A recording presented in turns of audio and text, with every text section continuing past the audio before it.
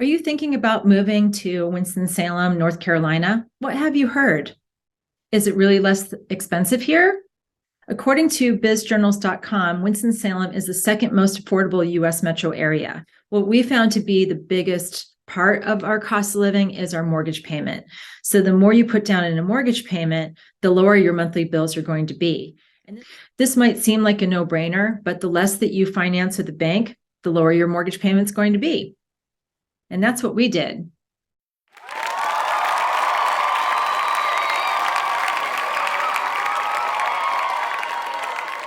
So what I'm going to talk about in this video is housing, the cost of utilities, gasoline to put in your car, entertainment, food, healthcare, and pet care. So stay tuned.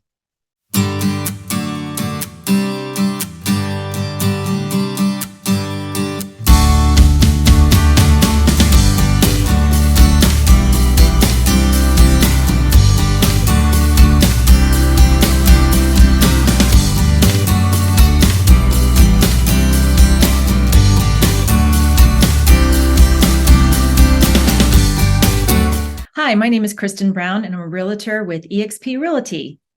If this is your first time to my channel and you want to know everything there is to know about the Triad area of North Carolina, go ahead and tap on that subscribe button and tap on the notification bell. That way you are notified the next time that I make a video. And if you'd like to know about something specifically and I don't have a video about it, go ahead and put it in the comments below, and I'll be sure to put out a video about that particular subject. If you are thinking about moving anywhere in the Greensboro, Winston-Salem, or High Point area, make sure that you give me a call, send me a text, or shoot me an email. I got you covered when moving to the Triad area of North Carolina. So the first category is housing. And with housing, you have all different types of housing. You have condos, townhouses, you have a starter home, you have a trade-up home is what I call it.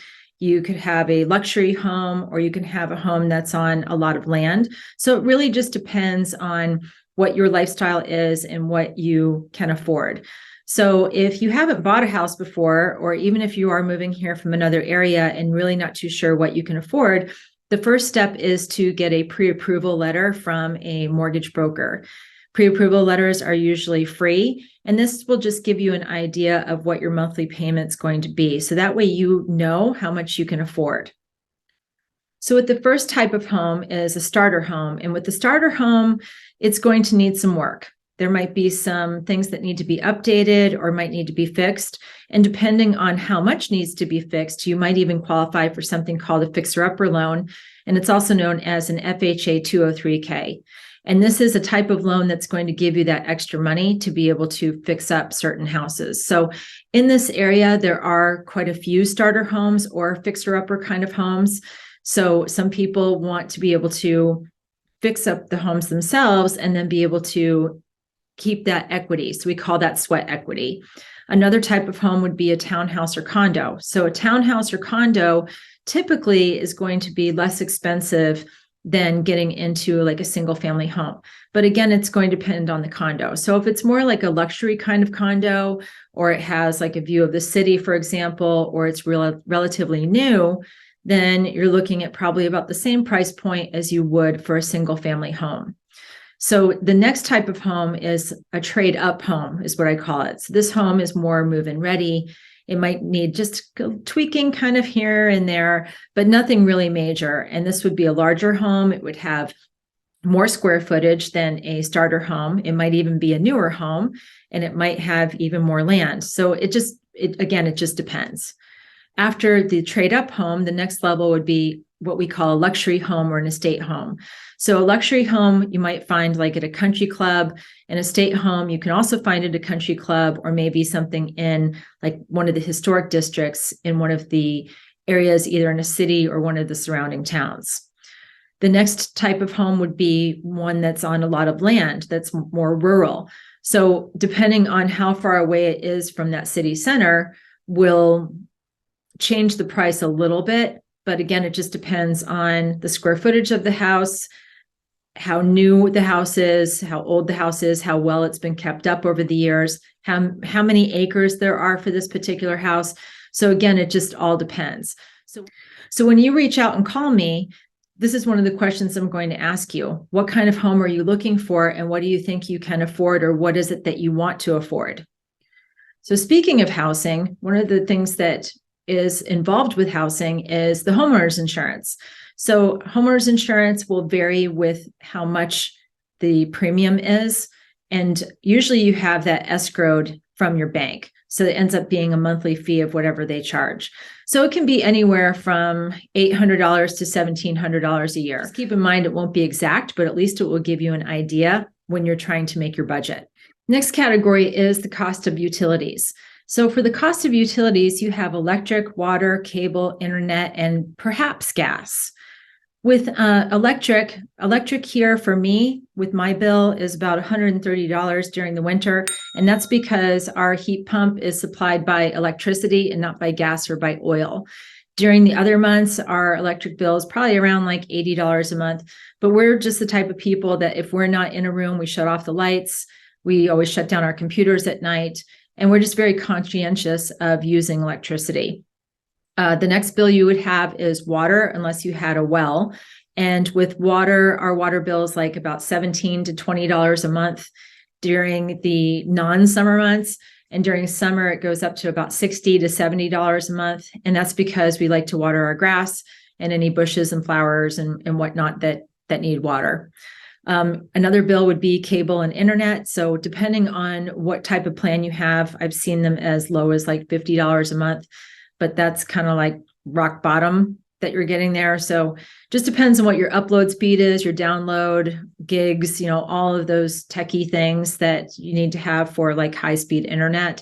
But we do have internet here. I get that question a lot, that people ask me, do you all have internet in North Carolina? And it just kind of makes me laugh because, yeah, we do have internet here and it's not really an issue. There might be in some parts of like very small, like rural, like little pockets that may not have a really good internet connection, but I would say 90% of the time you're going to find a really good internet connection. So for me, my husband works from home remotely, so we need to make sure we have a really good upload speed and a download speed. So our bill is like $60 to $65 a month. Some people have a gas bill because their furnace is supplied by gas. That's how they get the heat. So depending on how much you run it and how high or how hot you keep it can depend on what that cost is going to be. So it could be between $50 a month to $95 or $200 or $250. So it just really depends. Are you being conscientious about how you run your gas? So that's why I see the biggest part of your budget is your mortgage payment. That's the most expensive piece. The next category is entertainment. So with entertainment, it really just depends on your lifestyle and what you like to do.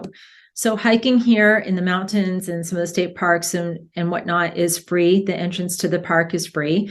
They also have a lot of festivals and live entertainment in the summers in the various parks surrounded in the Triad. So you can always find something free to go to. We have concerts and all of those sorts of things like you might be used to of wherever you're coming from. So again, it's just going to depend on if you go to a concert, are you going to pay for a front row seat that might cost you like $450, or are you going to go to that same concert and sit up in the nosebleed section and that ticket would cost you like $85 to $95. So again, it just depends, but that's basically the same that I've seen in other parts of the country. The entertainment is basically the same cost. There are also plenty of restaurants to choose from here. So again, it just depends on your lifestyle and what your taste is. We have restaurants from all the way from fast food to fancy restaurants. So it just depends on what you're looking for. The next category is food. Roughly our food bill is about $150 a week, and that's for the two of us.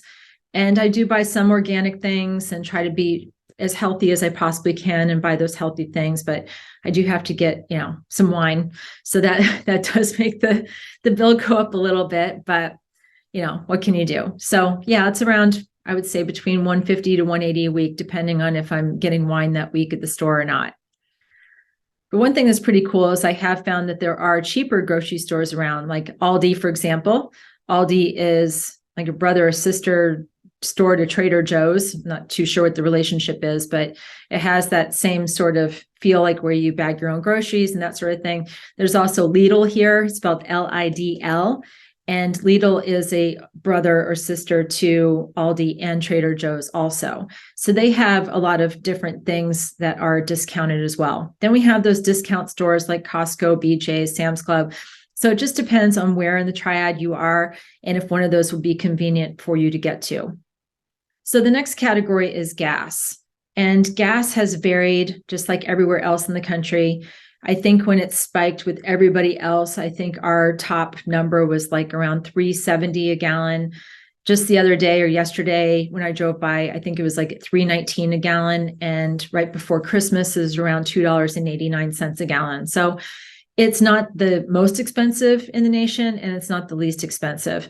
I know that we're not too far away from the Gulf of Mexico with the pipeline that comes up from Louisiana and the gas that is supplied up like the Eastern Seaboard. So our gas is a little bit less expensive because of that, but it's not like bottom of the barrel dirt cheap either. Next up on the list is healthcare, and healthcare is not the cheapest, but it's not the most expensive either. So we're just right in the middle with that. And pet care. Pet care will depend on if you bring your dog to doggy daycare, if you board your dog a lot. Veterinary visits, I felt were very reasonable with my dogs. I think we spent around maybe like $250 to $300 for their annual visits, their annual checkups, that sort of thing. With doggy daycare, it will just depend on which doggy daycare you go to. So that fee will also vary. So overall, I feel that Winston-Salem and the Winston-Salem area is a very affordable place to live. I know it is for us. We chunked down a lot of money on our mortgage to be able to have a lower mortgage payment, which has made a really big difference. If you have any questions or would like some specific information, feel free to give me a call. My number is posted somewhere on the screen. And until next time.